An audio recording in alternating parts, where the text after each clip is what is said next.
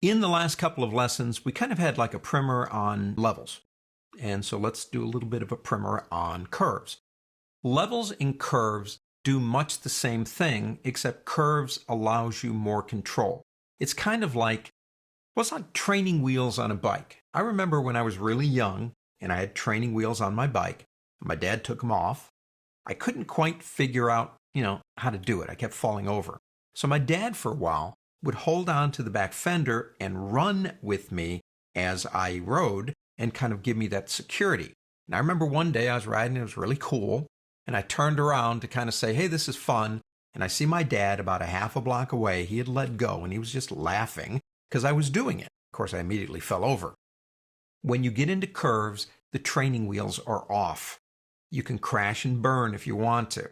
So our example, let's play around with in this lesson, is called Flowers JPEG. It's a JPEG image, and open that up in your exercise files. So we have down here our background. Let's go ahead and either click the half moon icon here or go up here. It's right there if you are in the panel. And there you go. It's an interesting item. In curves, you have somewhat what you saw in levels. You have a histogram right here. You even have two sliders here and here that, like levels, allow you to control the clip of the black and the white. But here's one of the big differences. In levels, you had three sliders. You had a black, white, and a midtone. And you could move them, but they were kind of like trains on a track. They didn't go up, down, left, and right. They just went left and right. But you have more control here. Now look at here, this gray line. It goes from grayscale here to white. And you have another one that goes up this way. This one represents what's happening now with the image. This one here represents how we're going to change it. So what we do is we put points on the line and then we change it. Let me show you one more thing here. Notice we have a 1, 2, 3, 4 grid. And if I come over here, I now have a 10. Now I held on the Alt key and just clicked in that area.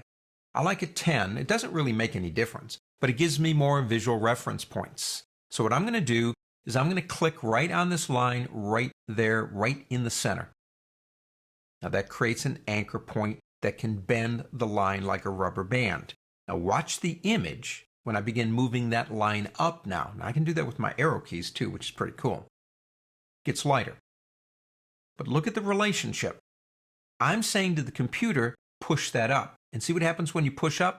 The gradient gets lighter. So you're lightening the image up. Think about it this way.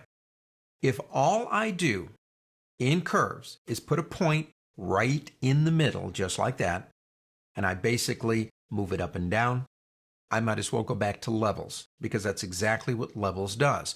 Levels restriction is it can only go one way or the other, left or right.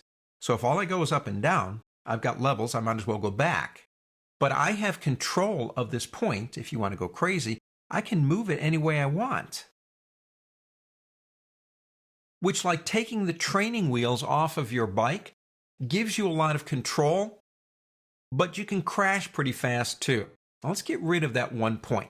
Easiest way to do that is just Control-click, and it'll go away. I can have as many points on this line as I want to.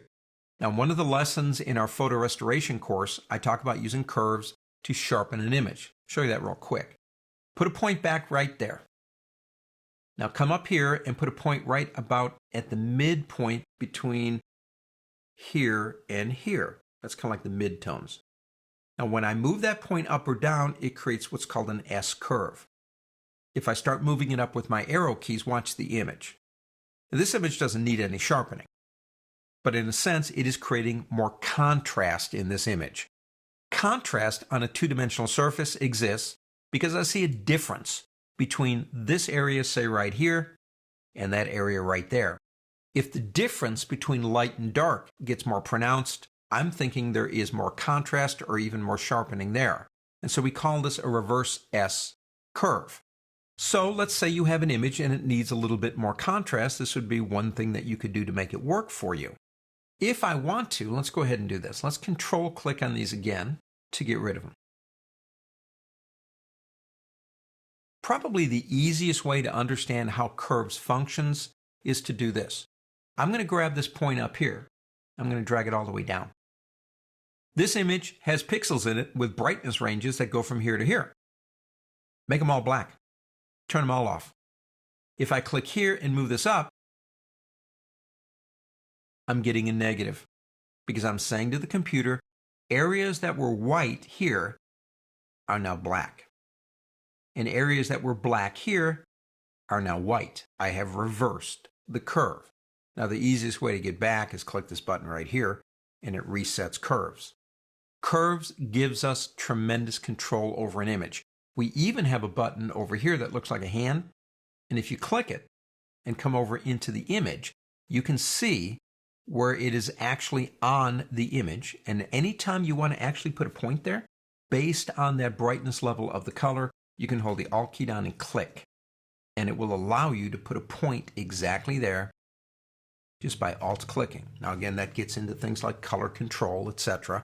Curves is an amazing tool, it really is. And we're not done. On to the next.